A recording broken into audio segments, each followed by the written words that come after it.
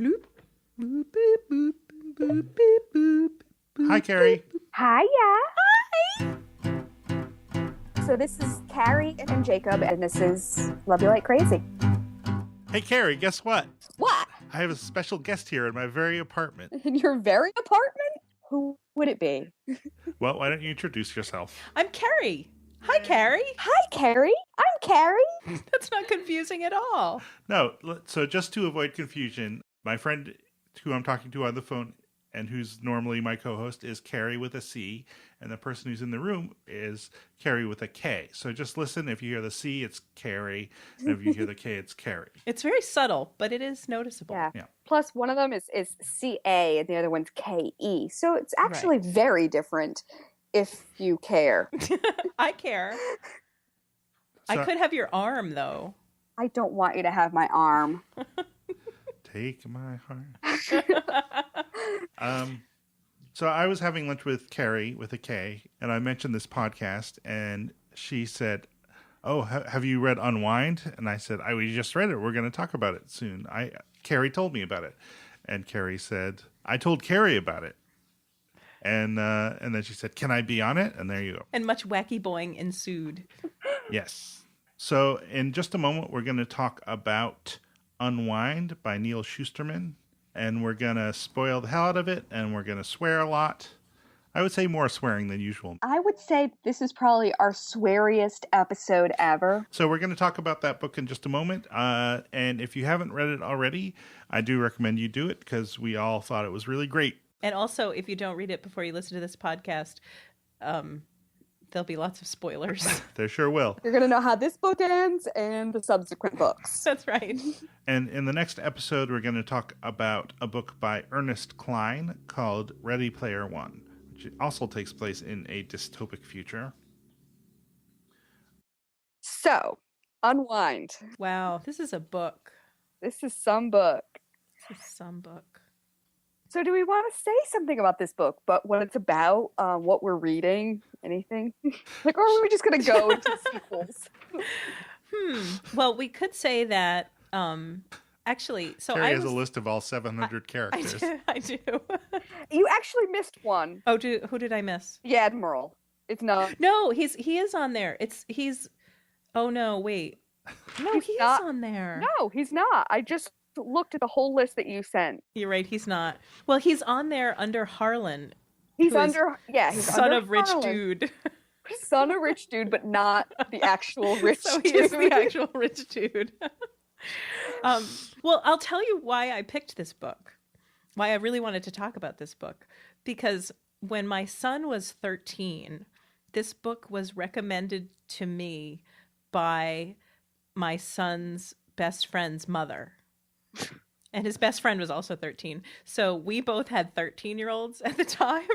I think our motives may have been a little bit dark for recommending this book to me. Yeah. So the plot of the book is, since abortion is not legal, people can unwind their children between the ages of 13 and 18. So they are taken to harvest camps, and their body is completely taken apart and used for other people, with the reasoning that unwinds aren't dying. So they're not Right. killing them because their individual body parts are continuing to live on in others. In a divided state. In a divided In a state. divided So as the parent of a 13-year-old, you're thinking, what can I get for this? Right. Right. Could I neurograft my child into someone else and save the good parts? Maybe be friends with them? Take him to the chop shop? You said that he read it too, right? Well, yes, that was the other thing, is the boys both read it at the same time or shortly before or after we read it. So there were some moments at home, disciplinary moments, that may have revolved around certain books that we may have been reading at the time. Was he on really good behavior for a while? He really was. He said, that's not really true, right? They can't really, neurografting isn't really a thing yet, is it? I said, I don't know. Let's go look at the medical literature. There might be something. Like, no, I have to go do my homework. So I'll say it. This book fucked my shit up. This book fucked my shit up so hard. Like, in so many different ways. I loved it. Because it was awful. Because it was the worst possible scenario.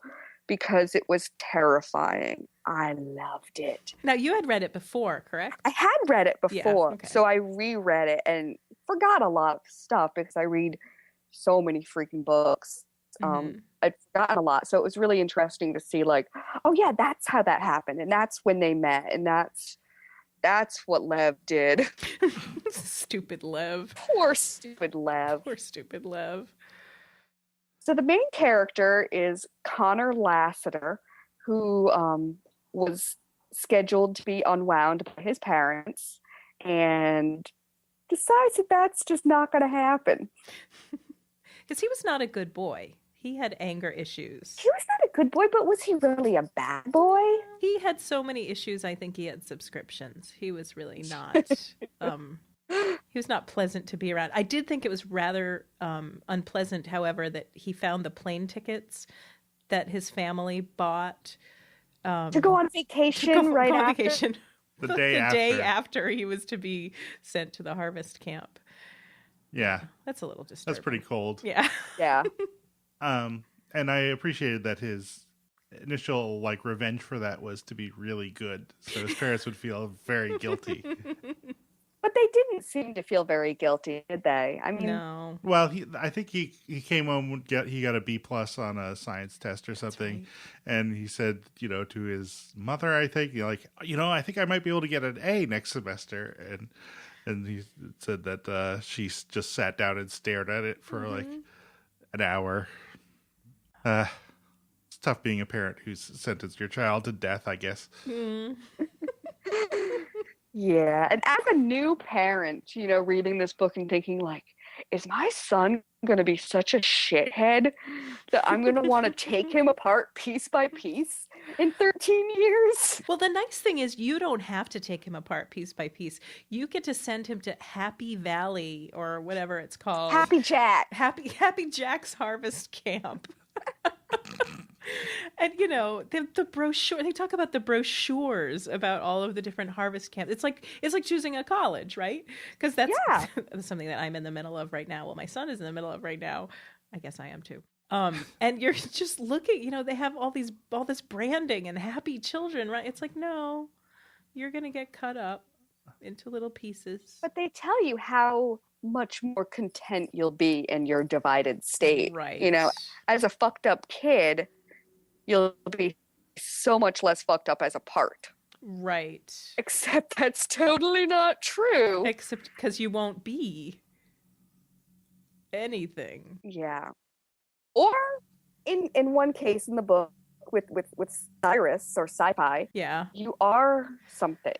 Well, I mean, I think it's kind of, that was something that I thought was I don't know, an interesting thing about the book.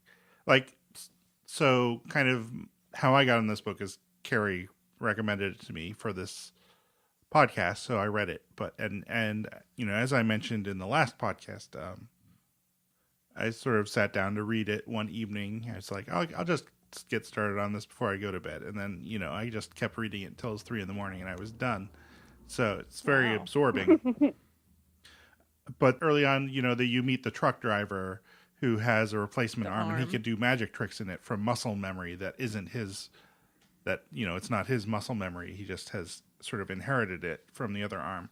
And then later on you meet the kid with the neural, he's had some brain tissue replaced to deal with his epilepsy, I think. And in there, he has these memories that are not his. Right. And they take him to Mississippi or someplace, right? Yeah, he takes him sci-fi is the kid with the extra parts of his brain. Right. And so he takes Lev to Mississippi where the brains from. Yeah, the brains family still lives in Mississippi. And they thought it was great. He was like getting extra special treatment because he got one single big hunk of brain instead of getting a whole bunch of little hunks of brain. Yeah. Like that, he got the deluxe model, and then Sci-Fi was thinking, oh yeah, maybe that's not quite so deluxe at all because now I've got like a whole hunk of person in there Who has a whole personality. Yeah. And stole a bunch of stuff. And that, I mean, that was a chapter that, you know, like you talked about, the book fucking your shit up. And did that fuck your like shit up? the thing, because the way that ends is Tyler. Tyler was the brain bit. He, you know, they go to his old house and his parents are there, and he digs up all this stuff that he stole, and then he begs his parents not to unwind him, not understanding that he's already been unwound. That's right. And I'm like, that's really, yeah, that's rough. And then as they're looking like, oh my God, I can't believe this is happening to us. Lev is screaming at them, just fucking tell him you won't unwind him, you shit heels. Right. Not quite like that, but that's not that far either, I would say. Oh, can I tell you about some really stupid research I did in preparing for this? Yes, please. Please do. So I was kind of trying to figure out when this novel is supposed to take place, and I feel like it's maybe like 40 years in the future, roughly. Okay. Because they talk about like their grandparents had iPods. So I'm like, okay. Oh, that's right. That's right. Because Sonia had a box of like antiques. Yeah. Like iPods and stuff. So when Lev and Sai-Tai enter Joplin, Missouri, there's a sign that says the population is 45,504. So I looked up the current population, which is 50,208. So there's been a population drop in Joplin, apparently. Well, you know what?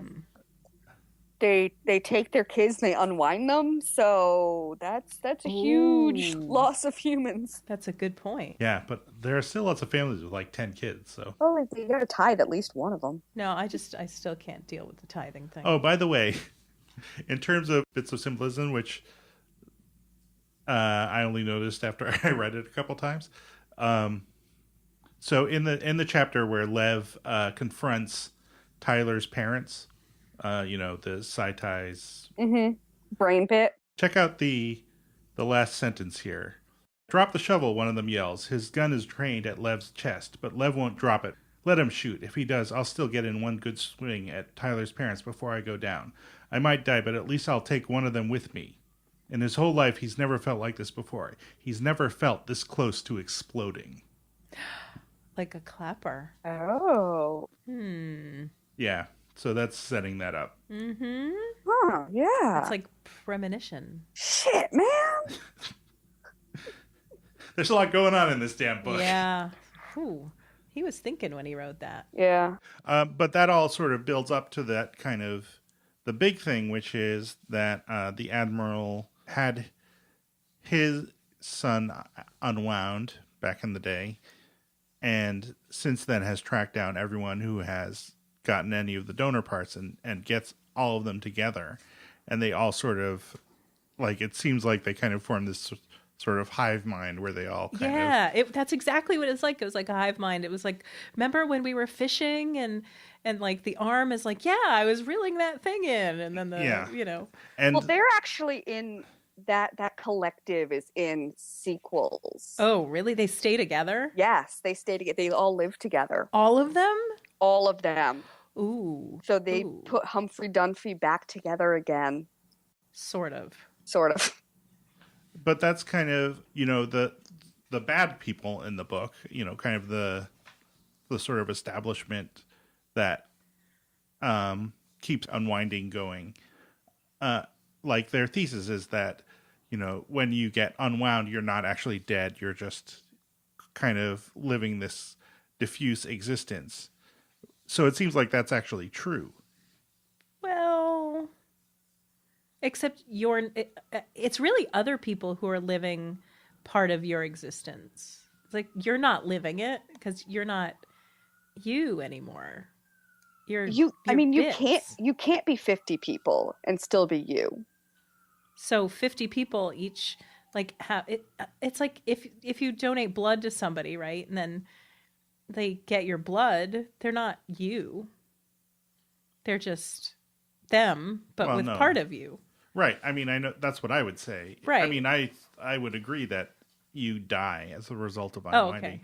But in the book, it seems like maybe it seems like, It's a little worried Jacob, there for are a you the minute. man? but it seems like the book doesn't necessarily think that that's true. Well, right, because the whole thing is the World War III or whatever the what was the name of the war? The Homeland? Yeah, something like that. Or the Heartland War. The Heartland War, that's what it was. So it was the Heartland War, and it was, pro-life against pro-choice.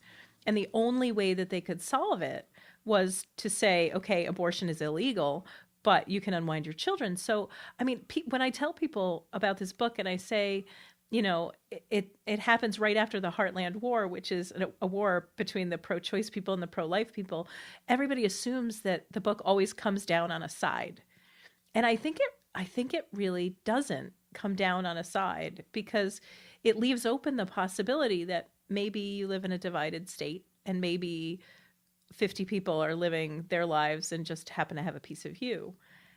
I don't know. I didn't feel like it strongly came down on one side or the other. And I feel it very strongly came down on one side. Really? I think it did. I think, just seeing, Well, you read the sequels, so maybe... I did read the sequels, but even that, I mean, just reading the first book, I think reading it as like a human being with feelings and emotions, it's just like, wow, how could people think that that's okay? And I think the book is written in such a way to make you feel like, shit, that's fucked up. That's not normal. Yeah, you're supposed to think that it's fucked up. And if you're supposed to think that it's fucked up, then it definitely comes down on the side. I'm going to have to think more about that. So the side that you think it comes down on is pro-life, Carrie, or? Well, I think it comes down on the side of pro-choice, because it's saying, like, why would you let a kid grow up and then take him apart? Right, like, this is ridiculous. Like, why not just This is worse. nip this shit in the bud? Yeah. Well, don't forget about storking.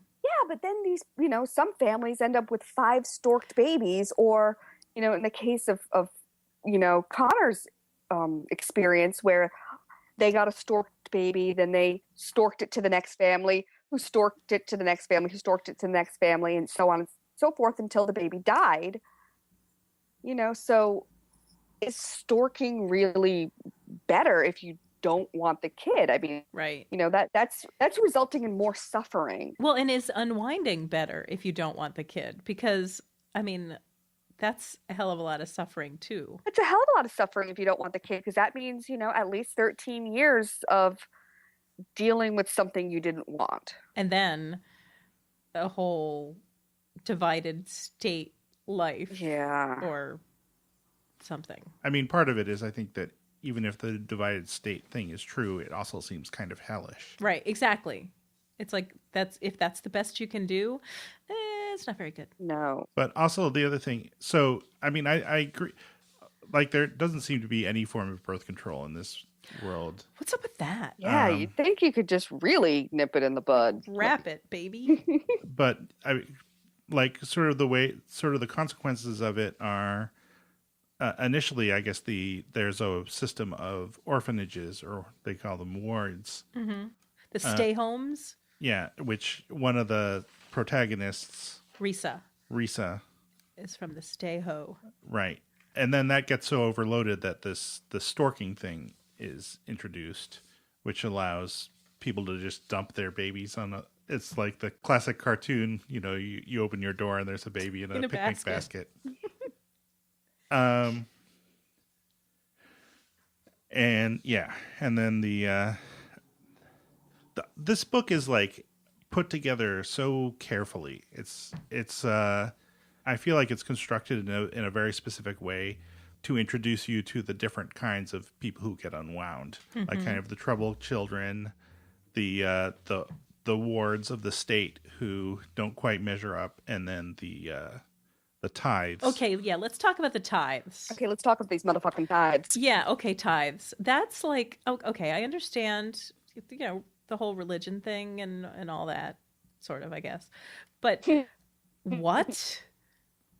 We're going to have 10 children and then give one away to be chopped up. Okay, here's what I don't get. So the church can get money. Oh, I didn't even thought of that.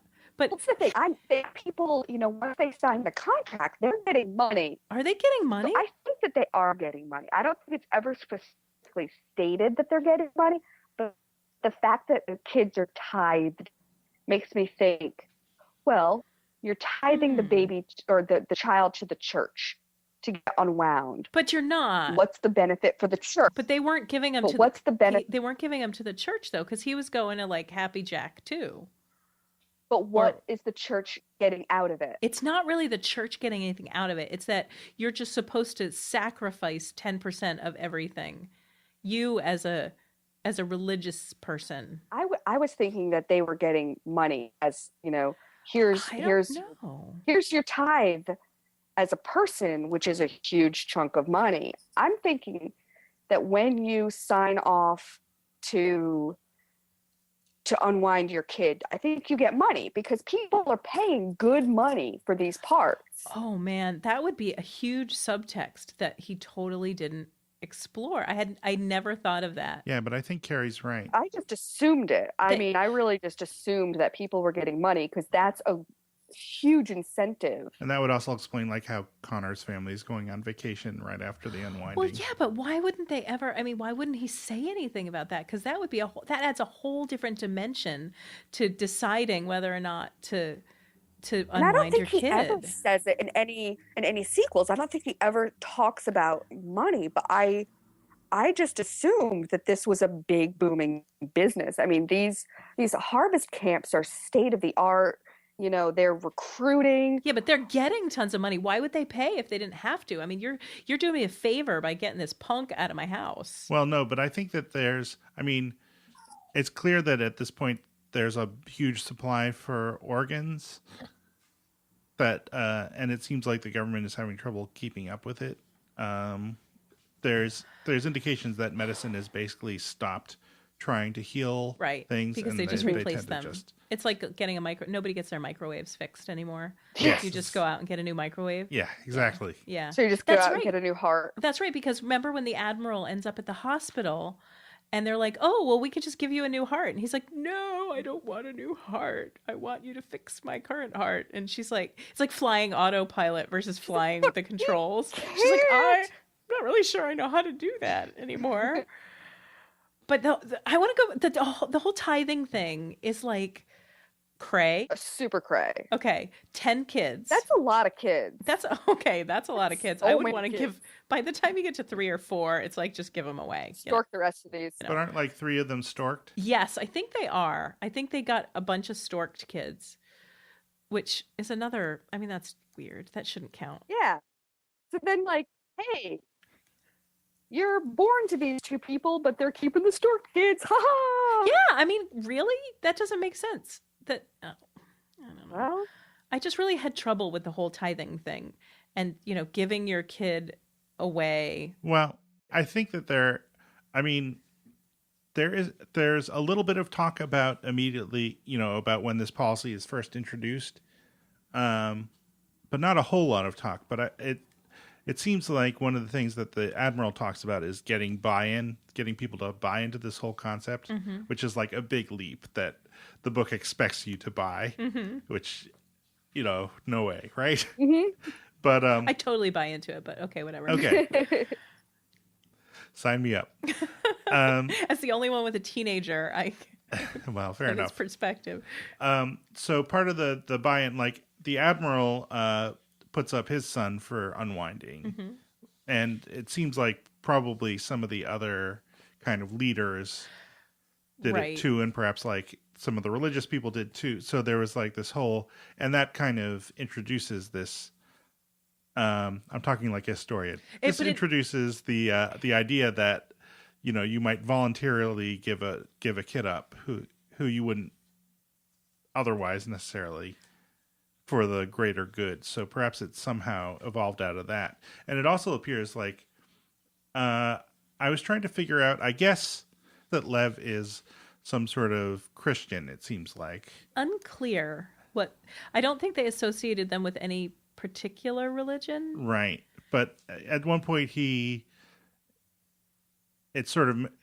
talks about how he had a Jewish friend who got lifted on a chair at his bar mitzvah, and so he decided to try that. So I think he's not Jewish, which is something I worried about just because, his name is super Old Testament. But here's the thing that I totally don't get about the tithing. If you really, truly believe that an unwind lives in a divided state, then what are you giving up?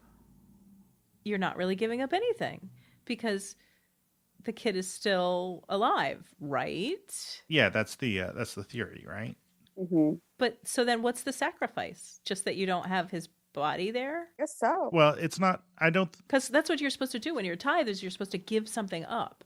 Well, they're not really. The whole point that the admiral was trying to make when he unwound Harlan is that you're not really giving anything up. You're just living in a divided state. You're still Harlan, right? Or you're still Lev, and so it's not really a sacrifice. Well, you're still. I mean, you don't have your son around. Like you might run into bits and pieces of him around town, but I guess by the time you get to 10, it doesn't really matter. You don't really notice. Can't miss him. Oh, that's awful, isn't it? Super awful. But I mean, seriously, that's a lot of kids. But I mean, how can you keep track? That's a total lot of kids. I was just the whole tithing thing, just sort of white robes and the whole bit was just a little freaky deaky. Right. Well, I think part of that was, the rest of it was normal. Yeah, the rest of it. Of course. All things being relative. Yeah. I mean, I think part of that was we haven't really talked about the clappers yet. I love the clappers. We haven't even talked about Roland yet. Yeah. Oh yeah, Roland. Let's talk about other stuff and then we'll get to Roland. Okay. I loved the clappers. I loved the whole clapper thing, especially how Connor and Risa escaped from the school. Yeah. By clapping. And I don't think they explain what clapping is exactly until like 2/3 of the book goes by. I think you're right. After that. Yeah, I had no idea what was going on. Like, why are they clapping? I guess I sort of assumed there was some sort of detonation. It seemed like some kind of terrorist thing. Yeah. Yeah, but exactly what it was, I didn't know. Yeah. There's a lot of that in that book, which I liked. Like, that was one of the things that I thought worked really well. It sort of comes together later. Should we talk about... Okay, we could talk about... what's his name? Shark Roland. Tattoo McGee. Roland. Yeah. Roland. Shark Tattoo McGee. He was not nice. He was not nice. He was misunderstood, but he was also misunderstanding. He was a very, very manipulative, very creepy, very dangerous character. Yeah. But he could fly a helicopter like nobody's business. He could. Well, he crashed it. Exactly. Just like nobody's business. Yeah. Yeah, it was, I mean, I guess, what did you want to say about him, Carrie? I think his final scene was the freakiest thing I have read in a book in a long time. Wow. Yeah, I thought, I mean, I was talking about how I thought the book was very carefully structured. And so part of it is like to take you around and introduce you to these different kind of characters. The main characters are the unwinds. And then you meet people who are just kind of doing their job and don't think about it too much. You meet people who like really don't like unwinds and are actively prejudiced against them, and people who have received parts and so on. And Underground Railroad people. Right, on all of that. And looming in all of this in the background is that there are these camps and no one knows what's in them or what goes on there. And so you kind of know, you have that's in the back of your mind all along. Like, eventually we're going to go in one of those camps and it's going to be creepy as fuck. Uh-huh. And eventually we do, and eventually it is. Yeah. The character in the whole book scared me the most was the nurse She, who was in there with yeah, Roland. she was Who's creepy. just because I kept thinking, this woman does this all day, Yep. every day, and then goes home and has a turkey pot pie and doesn't think about this. And a cheap beer. Because what she does is she sits there with the unwinds, in this case Roland, and says, Yeah. okay, I'm going to hold your hand. Oh, you don't have a hand anymore. Oh, oops. Just keep looking at me. Okay, now you're not going to be able to talk to me anymore. And the doctors are talking about baseball. Yeah. And he can hear them talking about baseball. So fucked up at that nurse. I don't like her. Nurse. I don't like her. That evil nurse. Yeah. And I just kept thinking, okay, girl, she's just doing her job. She's just doing her job. I'm like, fuck that shit. That's the worst job ever. Yeah, I mean, Sit there and not take apart kids, but sit there while kids are getting taken apart. And as Roland is saying, I hate you. I hate this. She's like, I know. Yep. You can hate me all you want. You can hate this all you want, but we're still taking your tongue out. We're still taking your legs off. We're still taking your... No, I just kept thinking, like, how horrific it was to be there with Roland and getting unwound with him. and it should have been horrific for the nurse, but it wasn't. No, for her, it was just her job. It was like the Milgram experiment. When you con people into doing things that they wouldn't normally do, because that's just normal. Yeah. That's just accepted. That's what you're supposed to do. It's your job. But it's not normal. One of the things, there's a whole bunch of stuff about kind of how normal it is within the camp. Like the camp, so in the society as a whole, unwinding is just considered kind of normal and people don't talk about it too much or think about it. And it's just like kind of a normal part of society. And in the camp, it's like that ramped up to 10.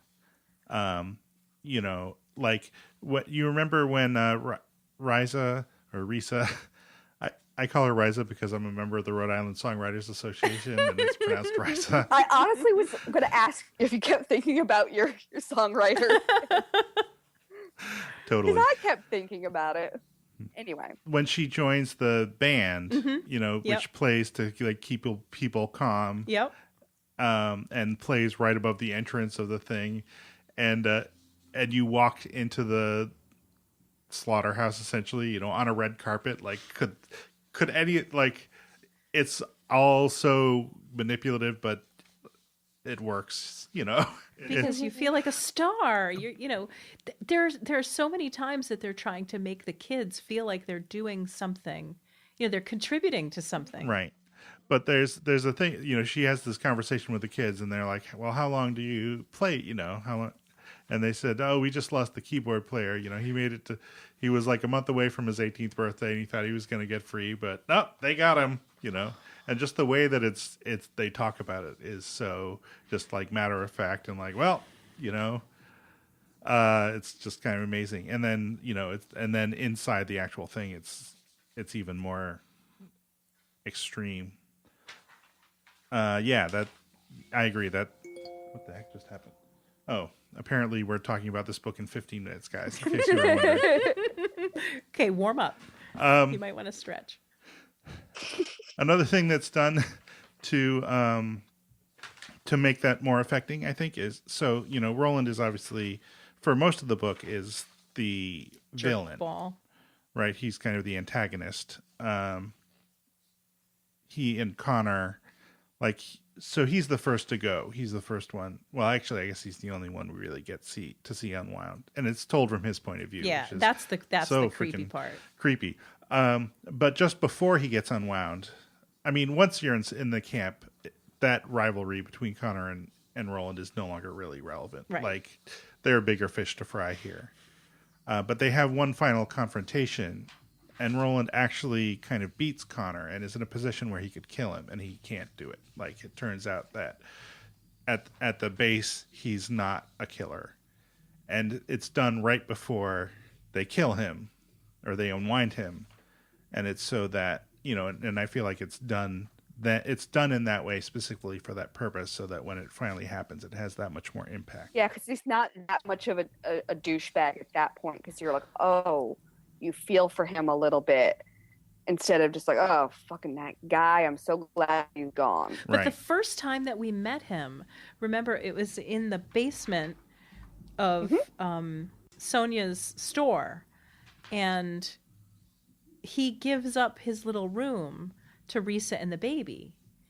So you see that he's like on the horns of his character's existence in the book. He's a good guy at the beginning, and he's a good not necessarily. And do you remember why he's being unwound? Yes. He wait. beat up Yes, yes, he beat up his mother's boyfriend. Mom's boyfriend. Because he had been hitting her. Right. And she sided with the boyfriend. Yeah. Yeah. And said, get out of here. Yeah, that's totally fucked up. So what did we think of the graveyard and the whole Underground Railroad thing? The graveyard thing bothers me. And I think because I'm trying to remember if this book came out before Google Earth. Because it is so not plausible to have dozens to hundreds of kids living in a desert under the wings of planes or in planes. But they said that they know about it. They know that they're there. They've always known that they're there. But it's no, I mean, who knows that they're there? Well, when the juvie cops know that they're there. Well, I mean, right, when they went to the hospital with the Admiral, and Roland was giving them up, he's like, "Yeah, I fucking know that. I know that they're there." But the thing is, they have to always hide because they're afraid that people will see them, people in helicopters and people in the sky. They're not allowed to go out from under the wings of the planes, and they're not supposed to leave the planes except at night. I guess, I mean, right. I mean, I think you're both right. Like, I think the Admiral doesn't know that other people know. Yeah, I think that they don't know that it's known, but it's known. That's what I took from it, is that the Admiral is just so busy keeping things under control, under the his version of control, that he doesn't realize that.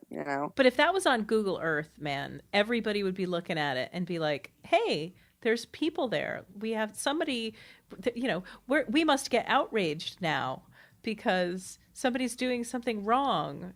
He's saving really those an children. Internet in this book, is there? There is, because they study in one of the planes. They've got computers and stuff. Oh yeah, I guess that's true. So I think that they've got the internet. It's just I don't know. I guess when you're an Unwind, shit like that doesn't matter as much. I don't know. Well, who are you going to email, really? Hey, Mom. Hey, Dad. Hello, Guess Mother. where I am. Hello, Father. Did either of you read the sequels to this No. book? So Okay. I intentionally, it's a trilogy, is that It's right? a quadrology. A quadrology. No, I intentionally didn't read the sequels because they're never as good. Yeah, they're not, but it's Okay. it's interesting to see where the story goes. But I just didn't know if either of you had read past the first book. No. No, I hadn't either. But Okay. you read all? Did you read all four? I did. I was kind of curious about one thing about the sequels. So one of the things in the book is that there's really no reference to any place out of the United States.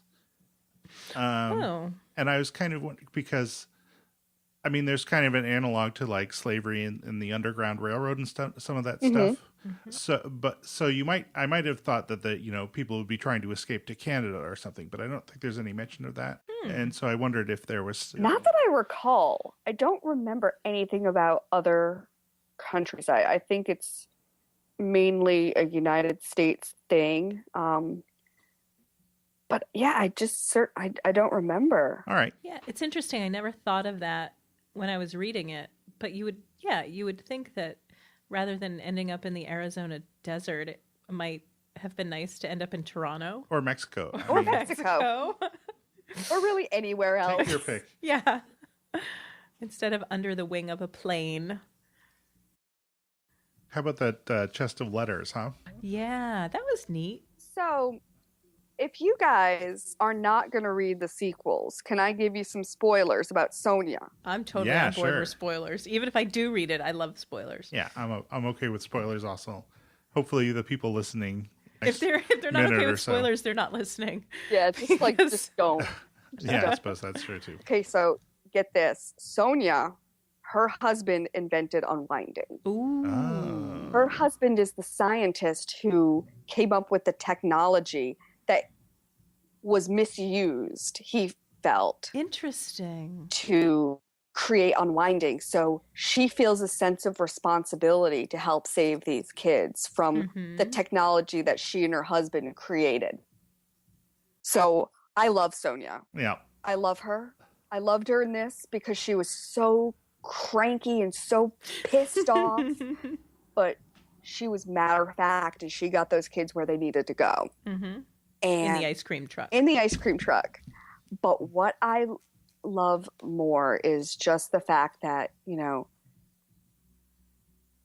she feels such a sense of responsibility because she and her husband created this. And I don't remember exactly, but I think her husband was killed by the people who wanted to misuse the technology. But I remember they did talk a little bit about him and about neurografting, only just super briefly in the first book. Yeah. So they go into a lot more detail in the sequels. And there's also the juvie cop that Connor shot in the leg in the very beginning of the first book. Becomes a major character later. Oh. Because now he is a man seeking vengeance. Does he talk about his socks? He does not talk about his socks. Nice socks. Hey, Carrie, nice socks. I do have nice socks on, actually. I just looked at my socks. Yeah, he did. God, I love you, Jacob. You're the best. Yeah. Keep that one in your repertoire. Hey, nice socks. So, yeah, a lot of this book, I mean, when you're saying that, you know, this book was very well crafted for how it was put together, for, you know, knowing what I know about the sequels, it's like, wow, this guy really thought about this whole thing as like this whole universe and all these people and how they're all connected from the beginning. But that said, the sequels still aren't as good. Well, they never are. I would say that the graveyard part is the part that was least interesting to me. I guess because it had least to do with the unwinding. It was just kind of Lord of Flies in the desert. It was kind of Lord of the Flies. It was, but I was really, I didn't know where he was going with the helicopter pilot wanting to like just stir up shit. I didn't get that. Like, why do you want to kill a bunch of kids who, you know, they're going to be out of here soon anyway. They're going to turn 18 and be out of here. I think just because he was a crazy fucker. He was a big bowl of crazy. He was just like he was an anarchist, I guess. Yeah. Who just reveled in chaos. He was just trying to have fun being murderous. Yeah, I mean... Yeah, he was... And I think, you know, the fact that he felt powerful by getting the kids who were the most fucked up to follow him and to do what he wanted, because he was a crazy fucker. And so, you know, Lev, who really felt like his parents betrayed him and everything he knew was a lie, he was super fucked up. And the girl whose boyfriend died in one of the transport boxes, was that Mai or May? Yeah, I believe. Yeah. And so these kids who, you know, were slipping through the cracks, he was the one who got to fuck them up further and turn them into clappers. Yeah. I just didn't get what he got out of that. Maybe it's just that he's crazy. Maybe that's enough. I honestly think for him, it was just that he was crazy. There was no other reason, at least in my opinion, for him to have done what he did, and other than he thought it would be fun. That's my idea of a good time. Yeah, I think so. because Yeah. the Clappers, I mean, it's sort of established in the book that the Clappers don't seem to have any particular agenda, and they don't have manifestos or anything. They just do these random terroristic acts. But then Lev was going to do his terrorist act sort of as a good thing. In the end, he was going to blow up The camp, Happy, right. Happy Jack. But then he realizes that Connor's there, and and Connor's about to get unwound. So he's like, "Oh shit, we got to do it now, so we can blow a hole in the side of this place and not escape." But he doesn't clap. Right, and he tries to help out until he realizes that he might explode it. At which point he gives himself up. Yeah. And he talks to what's his name? Pastor Dan. Pastor Dan. Pastor Dan, who's like, run, just go. Yeah, I don't know. Like, I sort of, on one hand, I like Pastor Dan. On the other hand, what the fuck, Pastor Dan? You could have stopped this a long time ago. Like, said, hey, FYI, our church, we don't do tithing. Our people in this church, or at least not of people. Give us your money. Give us 10% of all your money.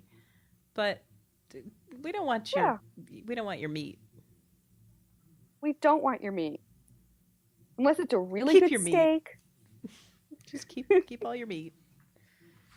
Keep all your human parts, please.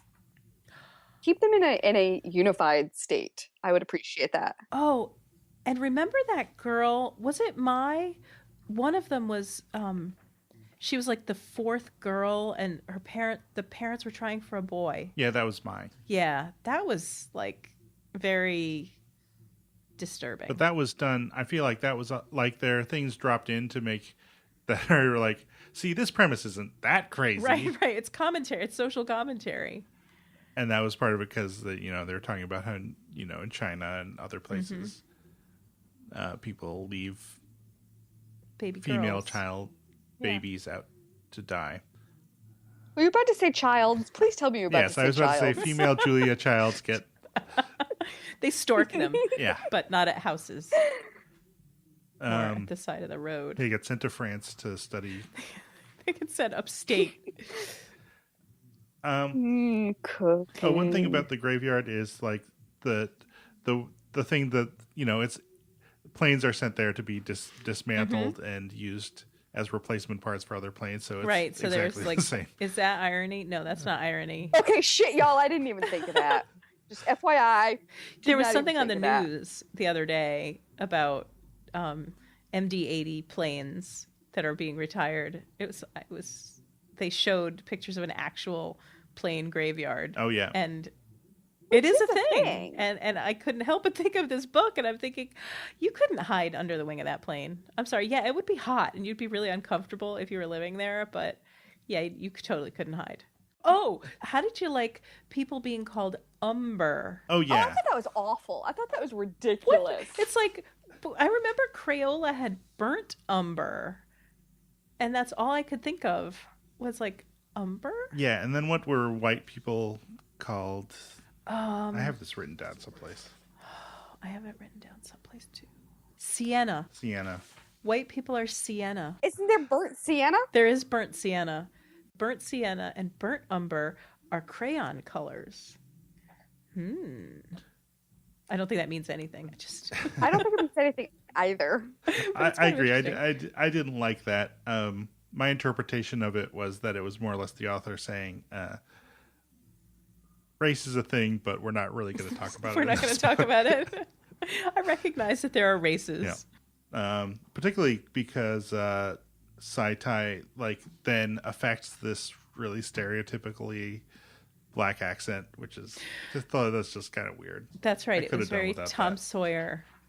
He flipped back and forth between Tom Sawyer and sci-fi.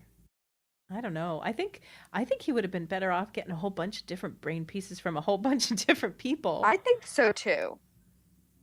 I think his parents, his married dad. Yes. His dads. I think they probably had good intentions of giving him a whole brain chunk, thinking, oh, well, more is better.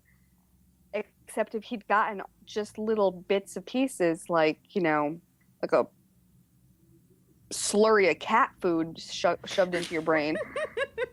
Like, that's better than just putting a whole fish in there. You have to explain married, because that was very subtle. So the married, in the book, I remember Lev saying, wait, two dudes can't be married? Because in this future America, there is no gay marriage. But Sci-Fi said, no, it's cool. They're married. They're married. Totally different thing. Not a problem. Do you think that's male? Well, I was wondering that, because then what would they get married? No, I think it was just married. It's worried. It's like Mario and Wario. Worried. Yeah, right. Yes. Wario. Waluigi. This was a good book. I love this book. It, like I say repeatedly, it fucks my shit up, but I tell everyone to read it for a reason, because it's good. If you read nothing else but like the description of what unwinding is, and then Roland's unwinding, it's still like worth the price of admission. Yeah, I'd buy that. Yeah, I thought the whole thing was good. I mean, I said that I thought that the graveyard scene was the most dispensable, but I even that was good. It just I just thought the rest of the book was even better. So in those dark nighttime moments when you're thinking about this book, you do wonder, like, especially as Roland is being unwound, like, what's the point? Where is the point where you're not you anymore? Like brain in a jar. Right. Are you still you? I mean, it's told from his point of view, and it's right till the end. Yeah, it's right. But then there's an end. Yeah. Then there's an end. Yeah. Well, I guess that's about all you have to say, but thank you so much for joining us, Carrie. It's been a delight to have you here to be part of our little podcast. Thank you so much for inviting me. I really like this book, and I love your podcast, and I was delighted to be a part of it. A++, would read again. Yay! Excellent. I should say, so the next book that we're going to talk about is called Ready Player One. It's by Ernest Cline, and this is another one that Carrie recommended. That's a great book. I don't know. Anything you want to say about it, Carrie? So I think if you like 80s movies, 80s video games, and futuristic whatnots, you'll like this book. I read this book recently, and I think I have a lot to say about it. So read the book and come back and listen to us talk about it. I know I have a lot to say about it. So many things.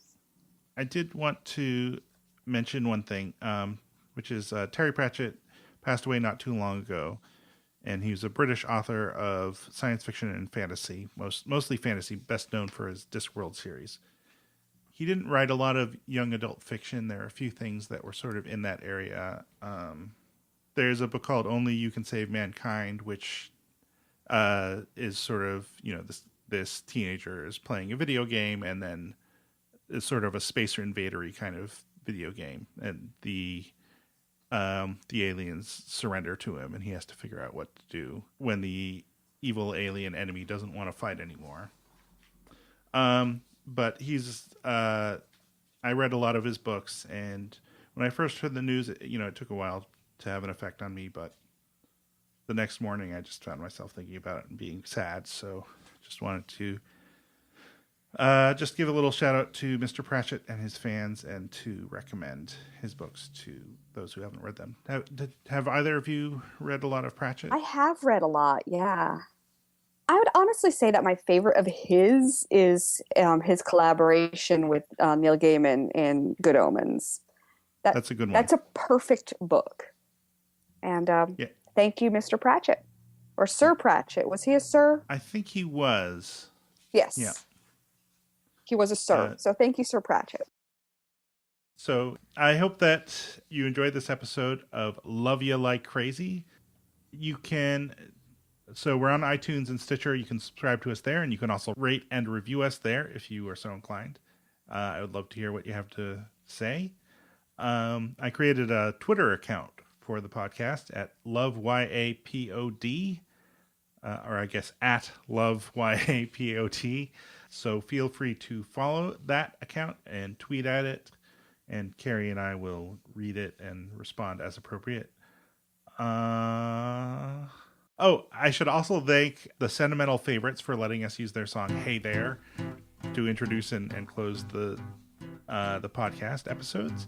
And thanks to Shaenon Garrity for designing the icon. Thanks, guys. I guess that's it. So, See you next time. see you next time. Yay! Yay! Give me a call when you get back. Hey there. Hey.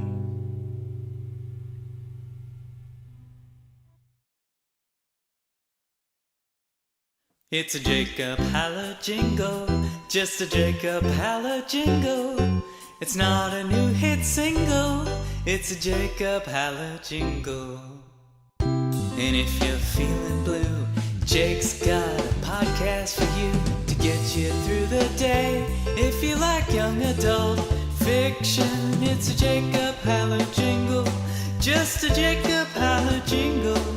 It's not a new hit single, it's a Jacob Halla jingle. LoveYALikeCrazy.com